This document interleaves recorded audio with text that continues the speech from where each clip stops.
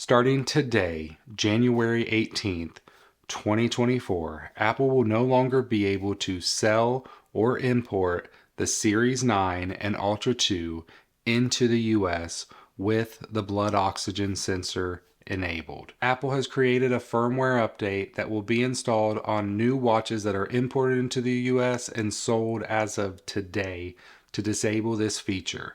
If you currently have a watch with this feature already working, you are fine. It's not going away, not as of right now.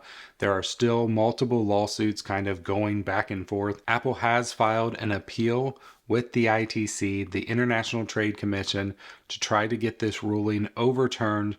But until something's decided between them, this feature will be disabled. The way it works for now, the app will actually still be visible on the Apple Watches, but if you go to open it, it will tell you that that feature is no longer available. It will lead you to the Health app on your iPhone to get more information, which will inform you of what all is going on with the lawsuit. Now, this all broke down back in October of 2023 when Apple lost a battle with Massimo with the ITC. They have multiple cases going on with different areas of the government, but this is the only one that they've currently lost so far. And that ruling created the initial ban that started back in December of 2023, when Apple actually pulled the Apple Watches from the store for almost a week until they got a little bit of a pause on the ban to try to appeal it.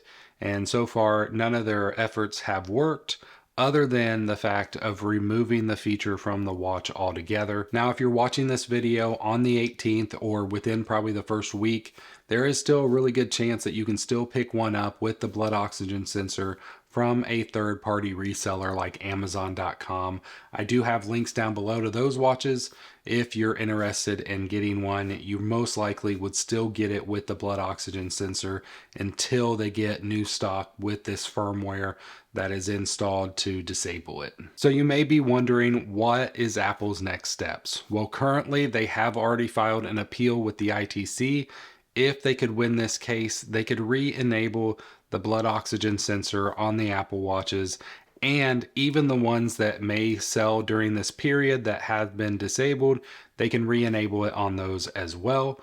So that's their initial strategy right now.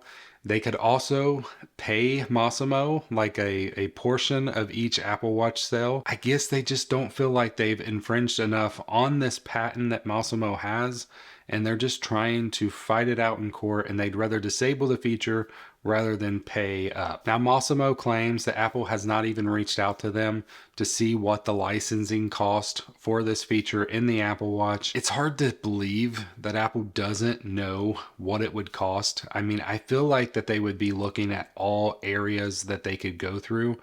I personally feel, just by watching and listening to the Massimo CEO, that he probably wants a little bit too much. He not trying to put that on him, but he seems very arrogant. I've heard some stuff from other people that have worked with them in the past in the hospital industries, and they're just not fans of Massimo. So it's going to be an interesting battle to see what happens next. I would also love to get your opinion on everything going on. So leave a comment down below. Do you think Apple's in the right? Do you think Massimo's in the right? Like, where do you stand on this battle? It's kind of sad because in the end, this feature does help people. Like, I know others claim that it's not as good as the one that goes on your finger to test your blood oxygen through there, but I hear from multiple people that they really rely on this feature just to make sure that their blood oxygen level is good during different scenarios, different situations. And now anybody buying a new one, for at least the time being, cannot have access to this feature. Now, I understand how patents work and they have to be protected, but at the same time, it's like, maybe we can find a different way. Massimo has this patent until, I believe, 2028. So we still have 4 more years before Apple could use this exact version of it.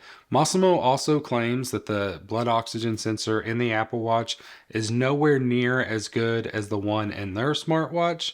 conveniently. For whatever reason, they feel like the way the sensor works, it's enough to infringe on their patent. And, you know, Apple's also an easy target for a lot of these patent cases because people see them as, you know, such a large company with so much money that they basically hope Apple just pays up. That's why Apple is really fighting this, because they don't want to set a precedent to be like, yes, we'll just pay up just to get you to go away.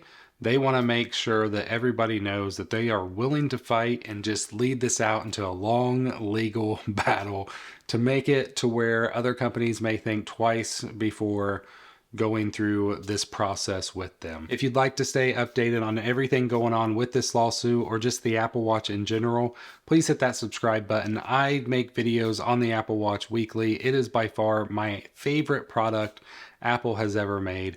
I hope you have a great rest of your day. God bless.